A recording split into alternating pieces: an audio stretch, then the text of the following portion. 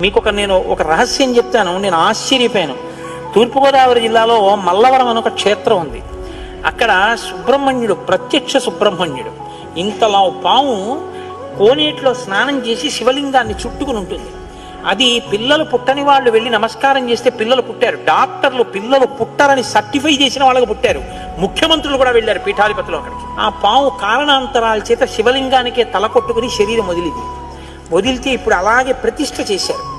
అక్కడ నేను ఆశ్చర్యపోయింది ఏంటంటే, నాకు ఆ దేవస్థానం ధర్మకర్త ఒక ఆయన వచ్చి ఒకసారి మాట చెప్పారు. బిడ్డలు పుట్టరు అని డాక్టర్లు చెప్పేసినటువంటి వాళ్ళు సుబ్రహ్మణ్య షష్ఠి నాడు ఈ దేవాలయం వెనకాల పడుకుంటారు, వచ్చి బోర్లా పడుకుంటారు ఆడవాళ్ళు.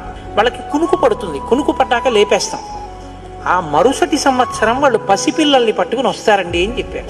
నాకు అపనమ్మకం కాదు, చూడాలనిపించి కాకినాడ నుంచి చాలా మందిని కలిసి సుబ్రహ్మణ్య భుజంగ స్తోత్రం చేశారు శంకర భగవత్పాదులు.